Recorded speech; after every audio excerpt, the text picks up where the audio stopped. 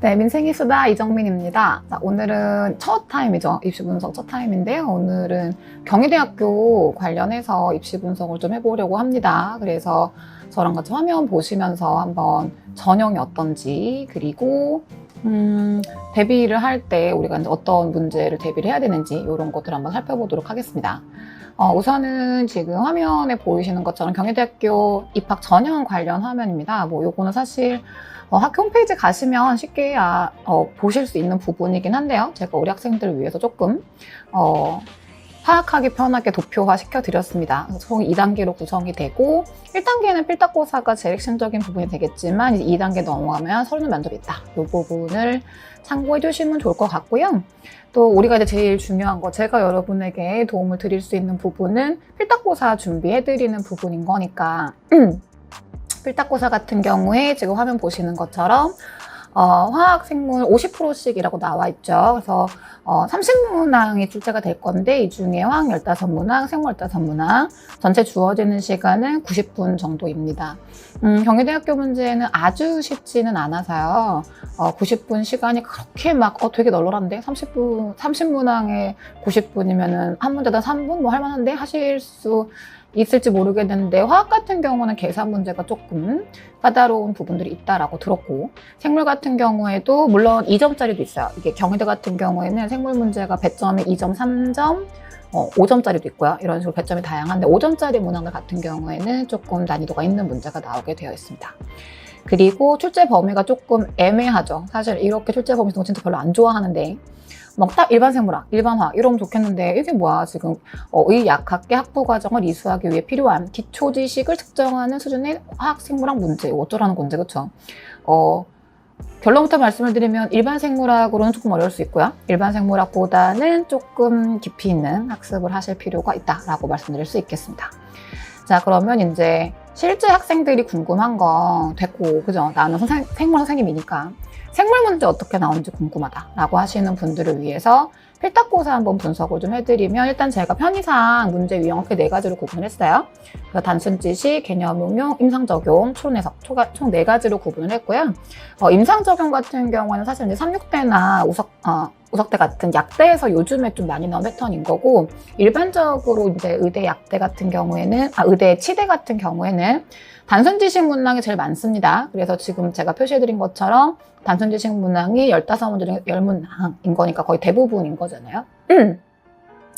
그리고 이제 개념 응용 문제 같은 경우에는 약간 단원별로 개념들을 비교 분석한다거나 이런 문제가 나온다든지, 또는 추론 해석 문제가 이제 경희대가 원래 의대 그 편입 시작하면서부터 약간 미디트, 피트 쪽 문제 유형을 비슷하게 따온 패턴들이 있었는데 그런 문제가 한 2문항 나온다라고 보시면 되겠습니다.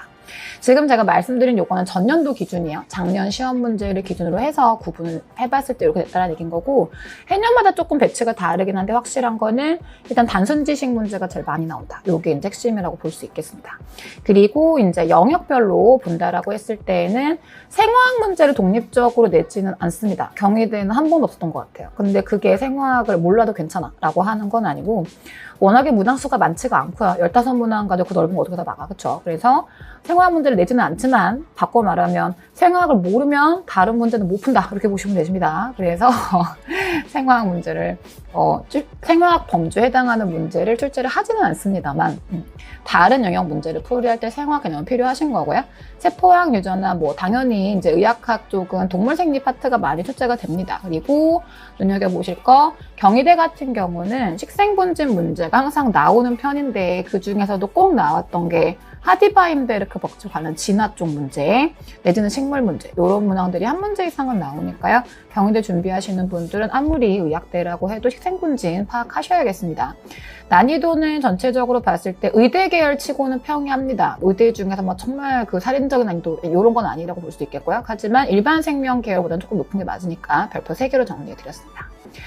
자, 그러면 이제 실질적으로 학생들이 궁금해하실 거, 단순 지식 유형이라고 하는데 뭐 어떻게 나온다는 거냐 궁금하실 것 같아서, 요게 지금 실제로 작년에 기출됐던 문항, 정확하게는 2024년 문항입니다. 1년 전 거고요. 그런데 단순지식 유형은 크게 이 패턴을 벗어나지 않기 때문에 참고하시기 좋으실 텐데요. 뭐 지금 보시면 사실 영상 보시는 분들 중에 생명계열 친구들이 아는 친구들이 있을 수 있어서 광수용기 반응에 대한 설명으로 이런 걸 모두 골라보자 해가지고 뭐 있어요. 그쵸? 일반 생명계열 정리하신 분들은 아시겠지만 캠벨 교재 이거 똑같은 내용 나오는 거 알고 계실 겁니다. 그래서 정리만 잘 하면 되지. 그래서 이런 문제가 나왔다라고 하는 경우에 이제 사실 작년에 저희 학생들도 경희대 시험 많이 봤었고요.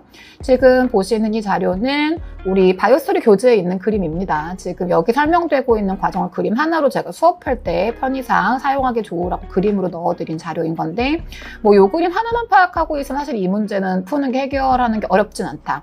그런데 우리 개념 정리할 때 이렇게 정리했던 거를 요건 우리 워크북 문제야. 워크북 문제에서 분자적 사건들에 대한 설명 좀 옳지 않은 거 지금 보시면은 슬쩍 뭐 겹치는 거 많이 보이실 거예요. 지금 기역, 니은, 디귿, 리을, 미음 있는 거 우리 학생들은 워크북 문제를 한번 접해봤던 유형인 거고 이런 식으로 개념 정리 한번 하고 문제 한번 살펴보고 이런 식으로 기본 이론 정리할 때보다 사실 단순지식 유형 같은 경우는 대비가 되는 부분이기 때문에 사실 단순지식 유형은 우리 학생들한테는 크게 어려운 문제는 아니었을 거다라고 예상을 합니다.